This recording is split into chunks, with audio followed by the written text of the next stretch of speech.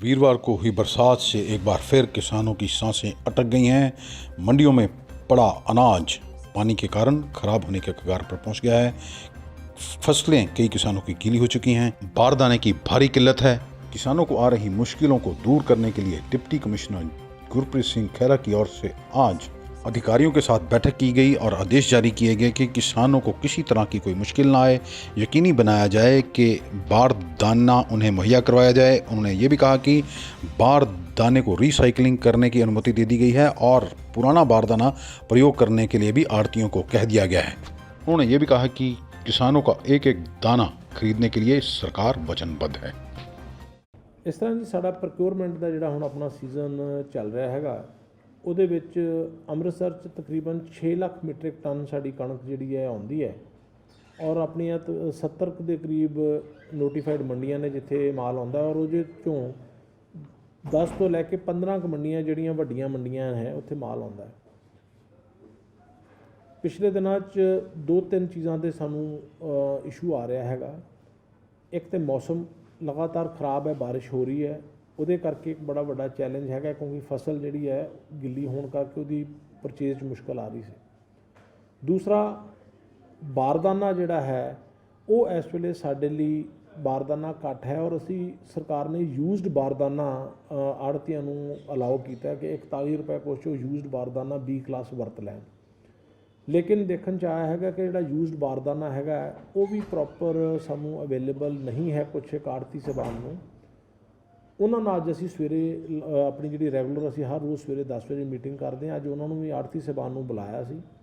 ਅਸੀਂ ਸਾਰਿਆਂ ਨੇ ਬੈਠ ਕੇ ਵਿਚਾਰ ਵਟਾਂਦਰਾ ਕੀਤਾ ਕਿ B ਕਲਾਸ ਬਾਰਦਾਨਾ ਸਾਨੂੰ ਕਿੱਥੋਂ ਅਵੇਲੇਬਲ ਹੋ ਸਕਦਾ ਹੈ, ਕਿਹੜੇ ਆੜ੍ਹਤੀ ਸਭਾਨ ਕੋਲ ਜੇ ਕੋਈ ਕਿਸੇ ਸੋਰਸ ਦੀ ਇਨਫੋਰਮੇਸ਼ਨ ਹੈ ਤਾਂ ਉਹ ਸਾਰੀ ਗੱਲਬਾਤ ਸਾਂਝੀ ਕੀਤੀ ਹੈ ਔਰ ਉਹਨਾਂ ਨੂੰ ਇਹੀ ਅਸੀਂ ਕਿਹਾ ਕਿ ਆਉਣ ਵਾਲੇ ਜਿਹੜੇ 10 ਦਿਨ ਨੇ ਉਹ ਪ੍ਰੋਕਿਉਰਮੈਂਟ ਲਈ ਬੜੇ ਇੰਪੋਰਟੈਂਟ ਨੇ। ਸੋ ਆਪਾਂ ਰਲ ਕੇ ਬਾਰਦਾਨੇ ਦਾ ਇੰਤਜ਼ਾਮ ਕਰੀਏ। ਸਾਡੇ ਕੋਲ ਜਿਹੜਾ ਬਾਰਦਾਨਾ ਤਕਰੀਬਨ 15,000 ਬਾਰਦਾਨਾ ਸਾਡੇ ਕੋਲ ਇਸ ਵੇਲੇ ਅਵੇਲੇਬਲ ਹੈ, ਲੇਕਿਨ ਮੰਡੀਆਂ 'ਚ ਕੁਛ ਇੰਸਪੈਕਟਰ ਸਾਹਿਬਾਨ ਨੇ ਉਹ ਬਾਰਦਾਨਾ ਹੌਲੀ ਹੌਲੀ ਰਿਲੀਜ਼ ਕਰਨ ਦੀ ਬਜਾਏ ਕਈ ਆੜ੍ਹਤੀਆਂ ਨੂੰ ਪਹਿਲਾਂ ਦੇ ਦਿੱਤਾ ਹੈ ਔਰ ਉਹ ਹੋਇਆ ਕੀ ਹੈ, ਕੁਛ ਆੜ੍ਹਤੀ ਜਿਨ੍ਹਾਂ ਕੋਲ ਅਜੇ ਆਮਦ ਘੱਟ ਹੈ ਉਹਨਾਂ ਕੋਲ ਬਾਰਦਾਨਾ ਪਿਆ ਹੈਗਾ, ਉਹ ਮੈਂ ਆਪਣੇ DM ਸਾਹਿਬਾਨ ਨੂੰ ਕਿਹਾ ਵੀ ਉਹਨੂੰ ਬਿਲਕੁਲ ਰੈਸ਼ਨਲਾਈਜ਼ ਕਰੋ ਔਰ ਜਿੱਥੇ ਜਿੰਨਾ ਮਾਲ ਹੈਗਾ ਹੈ ਉਸ ਬਾਰਦਾਨੇ ਨੂੰ ਉਹਦੇ ਮੁਤਾਬਕ ਯੂਜ਼ ਕਰੋ। ਔਰ ਪਲਾਸਟਿਕ ਬਾਰਦਾਨਾ ਜਿਹੜਾ ਹੈਗਾ ਉਹਦਾ ਵੀ ਅਸੀਂ ਰੀਸਾਈਕਲ ਕਰ ਰਹੇ ਹਾਂ ਵੀ ਜਿੱਥੇ ਸਾਈਲੋ 'ਚ ਭੇਜ ਰਹੇ ਹਾਂ ਅਤੇ ਉੱਥੇ ਖਾਲੀ ਕਰਾ ਕੇ ਵਾਪਸ ਬਾਰਦਾਨਾ ਮੰਗਾ ਰਹੇ ਹਾਂ। ਸੋ ਵੀ ਆਰ ਟਰਾਈਂਗ ਕਿ ਬਾਰਦਾਨੇ ਦੀ ਕਿੱਲਤ ਨੂੰ ਅਸੀਂ ਘੱਟ ਤੋਂ ਘੱਟ ਜਿਹੜਾ ਹੈ ਮਤਲਬ ਕਿ ਪਰੇਸ਼ਾਨੀ ਆਉਣ ਦੀਏ। ਸੋ ਉਮੀਦ ਹੈ ਅੱਜ ਸਾਡੀ ਮੀਟਿੰਗ ਤੋਂ ਬਾਅਦ ਅਸੀਂ B ਕਲਾਸ ਬਾਰਦਾਨਾ ਹੋਰ ਪਰਚੇਜ਼ ਕਰ ਪਾਵਾਂਗੇ ਔਰ ਜਿਹੜੇ ਇਹਨਾਂ ਦੇ ਡਾਊਟ ਸੀਗੇ ਆੜ੍ਹਤੀ ਸਾਹਿਬਾਨ ਦੇ ਕਿ ਸਾਨੂੰ ਪੇਮੈਂਟ ਕਦੋਂ ਹੋਏਗੀ, ਇਹ ਨਾ ਹੋ ਜੀ ਅਸੀਂ ਬਾਰਦਾਨਾ ਅਰੇਂਜ ਕਰ ਲਈਏ ਬਾਅਦ ਪੇਮੈਂਟ ਨਾ ਹੋਵੇ, ਉਹ ਸਾਰੀਆਂ ਚੀਜ਼ਾਂ ਉਹਨਾਂ ਦੇ ਖਦਸ਼ੇ ਅੱਜ ਦੂਰ ਕੀਤੇ ਨੇ। ਔਰ ਕੁਛ ਆੜ੍ਹਤੀ ਸਾਹਿਬਾਨ ਨੇ ਦੱਸਿਆ ਕਿ ਸਾਡੇ ਜਿਹੜੇ ਸੀਗੇ ਆਪਣਾ ਇੰਸਪੈਕਟਰਸ ਉਹ ਉਹਨਾਂ ਨੂੰ ਜਿਹੜਾ ਹੈ ਪਰਚੇਜ਼ ਨਹੀਂ ਪਾ ਰਹੇ ਜਾਂ ਕੁਛ ਪ੍ਰੋਬਲਮ ਕਰ ਰਹੇ। ਉਹਨਾਂ ਨੇ ਕੁਛ ਸਪੈਸੀਫਿਕ ਇੰਸਪੈਕਟਰਸ ਦੇ ਨਾਂ ਦੱਸੇ ਸੀ, ਉਹਨਾਂ ਦੀ ਮੈਂ ਆਪ ਨਿੱਜੀ ਤੌਰ 'ਤੇ ਜਿਹੜਾ ਹੈ ਉਹਦੀ ਕੋਗਨੀਜੈਂਸ ਲਈ ਹੈ ਔਰ ਸਾਰੇ SDMs ਵੀ ਬੁਲਾਏ ਸੀ ਔਰ ਉਹਨਾਂ ਨੂੰ ਕਿਹਾ ਹੈਗਾ ਕਿ ਵੀ ਆਪ ਪਰਸਨਲੀ ਵਿਜ਼ਿਟ ਕਰਕੇ ਦੇਖਣ ਕਿ ਵੀ ਕੋਈ ਇੰਸਪੈਕਟਰ ਕਿਸੇ ਨੂੰ ਥੱਲੇ ਕਿਸੇ ਕਿਸਮ ਦੀ ਕੋਈ ਅਣਚਾਹੀ ਪਰੇਸ਼ਾਨੀ ਨਾ ਦੇਵੇ। ਸਰ ਹੁਣ ਤੱਕ ਕਿੰਨੀ ਕਣਕ ਖਰੀਦ ਕੀਤੀ ਗਈ ਤੇ ਸਰ ਕਿੰਨੀ ਪੇਮੈਂਟ ਹੋ ਚੁੱਕੀ ਹੈ? ਇਸ ਵੇਲੇ ਤਕਰੀਬਨ ਸਾਡੇ ਕੋਲ 90,000 ਮੀਟ੍ਰਿਕ ਟਨ ਦੀ ਜਿਹੜੀ ਹੈ ਨਾ ਜੀ ਇਹ ਸਾਡੀ ਪਰਚੇਜ਼ ਹੋ ਚੁੱਕੀ ਹੈ ਔਰ 1 ਲੱਖ ਮੈਨੂੰ ਲੱਗਦਾ 10,000 ਮੀਟ੍ਰਿਕ ਟਨ ਦੇ ਲਾਗੇ ਛਾਗੇ ਆਈ ਹੈਗੀ ਹੈ ਔਰ ਪੇਮੈਂਟ ਵੀ ਸਾਡੀ ਜਿਹੜੀ ਹੈ 4% ਪੇਮੈਂਟ ਮੇਰੇ ਖਿਆਲ ਹੋ ਗਈ ਹੈਗੀ ਹੈ। ਅਮਾਊਂਟ ਮੇਰੇ ਕੋਲ ਐਗਜ਼ੈਕਟ ਨਹੀਂ ਹੈ ਇਸ ਵੇਲੇ, ਲੇਕਿਨ ਅਸੀਂ ਹੌਲੀ ਹੌਲੀ ਇਹ ਜਿਹੜਾ ਹੈ ਜਿਸ ਤਰ੍ਹਾਂ ਪ੍ਰੋਕਿਉਰਮੈਂਟ ਹੋਈ ਜਾਏਗੀ ਪੇਮੈਂਟ ਅਤੇ ਨਾਲ ਹੀ ਬਾਅਦ ਲਿਫਟਿੰਗ ਦੀ ਵੀ ਇਸ਼ੂ ਥੋੜ੍ਹਾ ਜਿਹਾ ਬਾਰਦਾਨੇ ਨਾਲ ਹੀ ਰਿਲੇਟਡ ਹੈ ਕਿ ਜਿੰਨੀ ਛੇਤੀ ਬਾਰਦਾਨਾ ਭਰਿਆ ਜਾਏਗਾ ਉਨੀ ਛੇਤੀ ਲਿਫਟਿੰਗ ਹੋ ਜਾਏਗੀ।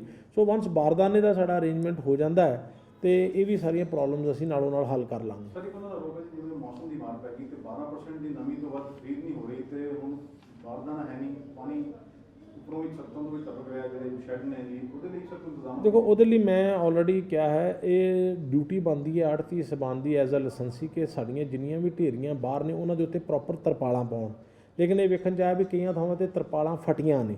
ਇਹ ਜ਼ਿੰਮੇਵਾਰੀ ਸਾਡੀ ਮੈਂ DMO ਸਾਹਿਬਾਨ ਨੂੰ ਮਾਰਕੀਟ ਕਮੇਟੀ ਦੇ ਸੈਕਟਰੀਜ਼ ਨੂੰ ਕਿਹਾ ਵੀ ਇਹ ਇਨਸ਼ੋਰ ਕਰੋ ਕਿ ਪ੍ਰੋਪਰ ਪਹਿਲਾਂ ਤਾਂ ਜਿਹੜਾ ਮਾਲ ਸ਼ੈਡਾਂ ਦੇ ਥੱਲੇ ਹੈ ਉਹ ਅਜੇ ਵੀ ਸੁੱਕਾ ਹੈ, ਕੱਲੀ ਇਹ ਵੇਖ ਕੇ ਕਿ ਵੀ ਬਾਰਿਸ਼ ਹੋ ਗਈ ਹੈ ਤੇ ਹੁਣ ਸਾਰਾ ਹੀ ਮਾਲ ਗਿੱਲਾ ਜੀ ਤੇ 2 ਦਿਨ ਪਰਚੇਜ਼ ਬੰਦ ਕਰ ਦਈਏ। ਮੈਂ ਕਿਹਾ ਬਿਲਕੁਲ ਨਹੀਂ ਇਹ ਕਰਨਾ। ਆਪ ਮੰਡੀ 'ਚ ਜਾਓ, ਦੇਖੋ ਜਿਹੜੀ ਸੁੱਕੀ ਢੇਰੀ ਹੈ ਉਹਦੀ ਪਰਚੇਜ਼ ਪਾਓ, ਜਿਹੜੀ ਗਿੱਲੀ ਹੈਗੀ ਹੈ ਉਹਦੇ ਲਈ ਤੁਸੀਂ ਇੱਕ ਅੱਧਾ ਦਿਨ ਰੁਕਣਾ ਤੇ ਦੇਖ ਲਓ।